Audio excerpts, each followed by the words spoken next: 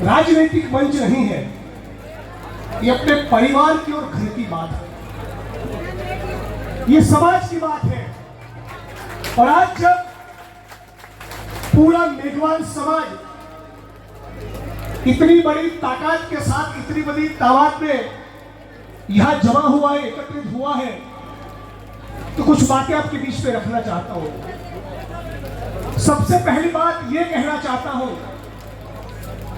कि इस प्रकार के सामाजिक सम्मेलनों में हमारी जो एकता दिखती है, इसी प्रकार की ताकत, इसी प्रकार की एकता और इसी प्रकार की संगठन शक्ति राजस्थान के किसी भी कोने पर दलितों के साथ अत्याचार, अन्याय, उत्पीड़न हो तब भी दिखनी चाहिए।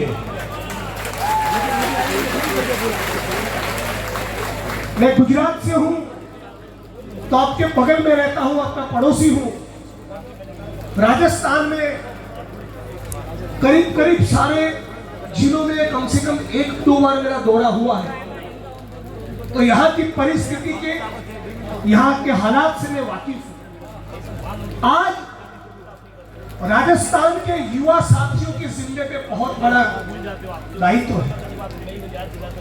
आप राजस्थान के भीम सैनिक, आप अपनी एकता और ताकत को पहचानो।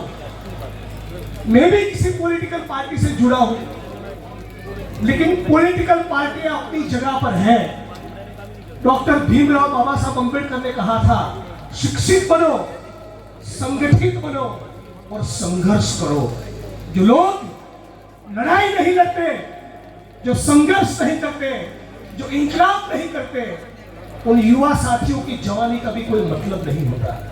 जवान तो उसी को कहते हैं जो सत्ता के खिलाफ लड़ने के लिए तैयार हो। जवान तो उसी को कहते हैं जो अपनी पीठ पर लाठी और सीने पर गोली खाने के लिए तैयार हो। और आप जहां पर इतना उत्पीड़न हो, यहां पर से जो गूंज निकलनी चाहिए, यहां पर से जो आवाज निकलनी चाहिए, वो एक ऐसी आवाज होनी चाहिए, ऐसा बुलंद स्वर होना चाहिए जिसकी गूंज दिल्ली तक सुनाई दे। आज साथियों, कहने के लिए बहुत कुछ है, लेकिन आज सभी पॉलिटिकल पार्टी और सामाजिक संगठन के लोग मंच के ऊपर है, तब पहली बात सभी पॉलिटिकल पार्टियों के लोगों को यह कहना चाहता हूं कि राजस्थान के दलित और राजस्थान के मेघवाल समाज की ताकत को पहचान लो। अभी तो ये लड़ाई है, आगे और लड़ाई है। आपको सभी पॉलिटिकल पार्टियों को मेघवाल समाज की इस एकता और ताकत को पहचानते हुए आने वाले दिनों के चुनाव में टिकट भी बांटने पड़ेंगे। समाज का कोई भी सवाल हो, उसका समाधान भी करना पड़ेगा, और ये तभी मुमकिन होगा जब नीले रंग का गमछा पहनने वाले हम अपने आप को जो भीम सैनिक कहते हैं, जो 14 अप्रैल मनाते हैं, तो डॉक्टर भीमराव बाबा साहब अम्बेडकर के स्टैचू पर माला चढ़ाते हैं, उन तमाम लोगों को एक सुर होकर, एक मंच पर आकर अपनी कुछ ठोस मांगे रखनी चाहिए। क्या होनी चाहिए? इस मेघवाल समाज की राजस्थान में मांग ये होनी चाहिए सबसे पहले कि राजस्थान के एक भी जिले के, एक भी तहसील के, एक भी गांव में उत्पीड़न की कोई भी घटना अब होने नहीं देंगे। यदि एक भी कोने में दलितों के साथ बदतमीजी होती है, तो पूरे राजस्थान का, चाहे खटिक समाज हो, बैरवा हो, वाल्मीकि हो, मेघवाल हो, सभी समाज को एक साथ उठ खड़ा होना चाहिए, पहली बात। और उसके लिए हम लोगों को इस ताकत को, एकता को बनाए रखना होगा। हम लोग भी बहुत सी उपजातियों में बटे रहते हैं। ये तो डॉक्टर भीमराव बाबा साहब अम्बेडकर का संदेश नहीं था।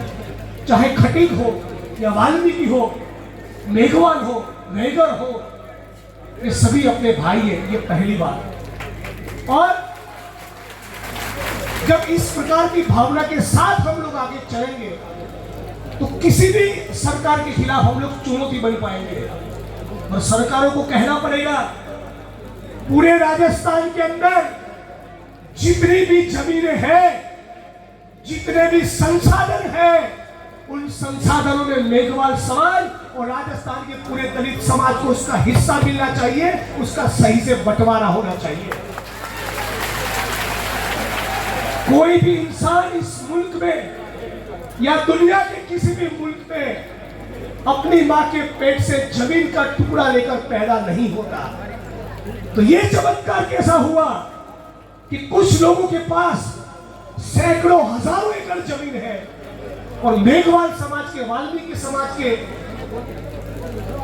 दलित समाज के दूसरे लोग दूसरों के खेतों पे मजदूरी करने के लिए मजबूर है। ये कैसे हुआ?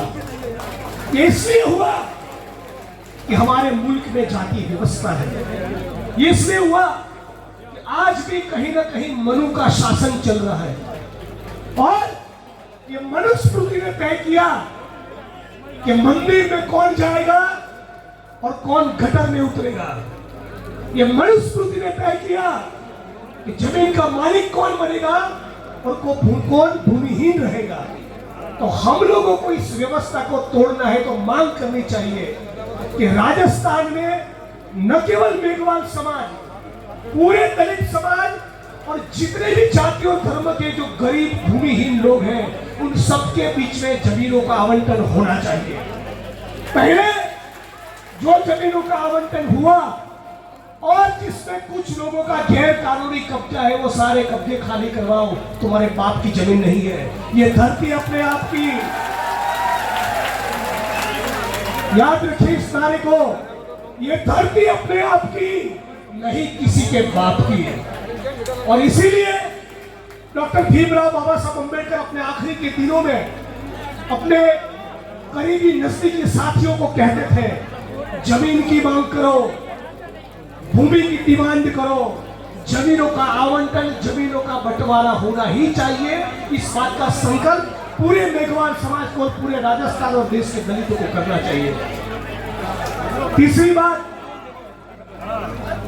यहां थोड़ा शांति रखिए, यहां से बहुत आवाज आ रही है। भाई साहब यहां पीछे थोड़ा। तीसरी बात, आज पूरे मुल्क में, चाहे वो गुजरात हो, चाहे राजस्थान हो, यूपी हो, बिहार हो, मध्य प्रदेश हो, झारखंड हो, छत्तीसगढ़ हो, कर्नाटक हो, केरला हो, आज भी इस देश का दलित और उसमें भी जो सफाई कामगार है, वो 250, 300, 400, 500 रुपए के लिए गटर में उतरकर मरने के लिए मजबूर है। एक तरफ हमारी सरकारें चंद्रयान छोड़ती है, चंद्र पर हमारा यान पहुंच गया, चंद्रयान 3 का सफल लैंडिंग हुआ, लेकिन सफाई कर्मी का गटर में उतरकर मरना अभी भी बंद नहीं हुआ। तो हम लोगों की यह मांग होनी चाहिए कि आत्मसम्मान के साथ जीवन जिएंगे। इस देश के, इस प्रदेश के मेघवालों ने, गरीबों ने, मजदूरों ने, दलितों ने यहाँ के खेतों में अपना पसीना बहाया है, यहाँ की फैक्ट्रियों में मजदूरी की है।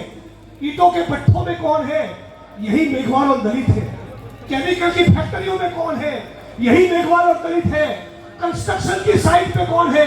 यही मेघवाल, दलित या कोई आदिवासी है। तो सारा पसीना बहाए हम और मजा करे कोई और, ये तो नाइंसाफी है। तो इस प्रकार का सम्मेलन किसी जिग्नेश भाई को MP MLA बनाने के लिए नहीं होना चाहिए। सारी पॉलिटिकल पार्टियों में अपना प्रतिनिधित्व होना चाहिए, बिल्कुल होना चाहिए। और भी लोग मेघवाल समाज से चुनकर आए, बढ़िया बात है। और भी लोग मेघवाल समाज से MP MLA बने, मैं उसका स्वागत करता हूं। लेकिन MP MLA बनने के बाद वो सफाई कर्मी जो गटर में मर रहा है, उसका दर्द यदि आप महसूस नहीं करते तो आपके विधायक होने का, सांसद होने का कोई मतलब नहीं। किसी भी पॉलिटिकल पार्टी से आप निकल कर आए और यदि दलित समाज के लोगों को लंबी मूछ रखने पर या गोली चढ़ने पर कोई रोकता है और तुम्हारा यदि खुद नहीं खोलता है, तो तुम्हारे विधायक होने का, सांसद होने का कोई मतलब नहीं है। अब किसी पॉलिटिकल पार्टी से चुनकर आए, यदि हजारों एकड़, लाखों एकड़ जमीन के बंटवारे की मांग आप नहीं कर सकते, नए रोजगार की बात नहीं कर सकते, शिक्षा, चिकित्सा की बात मांग नहीं कर सकते, तो आपके विधायक होने का, सांसद होने का कोई मतलब नहीं है। तो साथियों, और भी वक्ता है, आखिर में यही कहूंगा, एक बात को समझिएगा, और इशारों इशारों में कह रहा हूं, मेरी बहनें, माताएं, कैमरा लेकर खड़े हुए लोग, मंच ऊपर के सम्मानीय साथी, इस पोडियम के दाएं बाएं और आखिरी लाइन तक बैठे हो सभी लोग इस बात को समझिएगा। कुछ लोग इस मुल्क में भाई को भाई के साथ लड़ाने के लिए तलवारें और त्रिशूलों का आवंटन करते हैं। इनको कह दो, हमें तलवार और त्रिशूल नहीं, डॉक्टर भीमराव बाबा साहब अम्बेडकर का संविधान चाहिए। अब लिखने के लिए कलम चाहिए। जो लोग आपके बीच में संविधान के बजाय तलवार और त्रिशूल का आवंटन करेंगे, उनका बेटा और दामाद बड़े बड़े लाखों करोड़ों के टेंडर और कॉन्ट्रैक्ट लेगा। उनका साधु भाई और बहनोई ऑस्ट्रेलिया में, लंदन में, अमेरिका में किसी कंपनी का बड़ा साहब बनेगा और हमको आपस में लड़वा देगा। हमको ये धंधा हरगिज नहीं करना है। यही डॉक्टर बाबा साहब अम्बेडकर के संविधान का सपना है। तो साथियों, मेरी वाणी को विराम देने से पहले एक बात जरूर कहना चाहूंगा। राजस्थान और गुजरात बहुत करीब करीब है, भाई भाई की तरह है। मैं राजस्थान के किसानों और मजदूरों के लिए, मैं राजस्थान के मेघवाल और दलितों के लिए, गुजरात के दलित, आदिवासी, गरीब, वंचित वर्गों की ओर से दोस्ती का हाथ बढ़ाने के लिए आया हूं। ये राजस्थान मेरा अपना खुद का है। कभी कभी राजस्थान आता हूं और इतनी मोहब्बत, इतना प्यार यहां मिलता है कि गुजरात के कुछ साथी मजाक में कहते हैं कि भाई वहीं का राशन कार्ड करवा लो।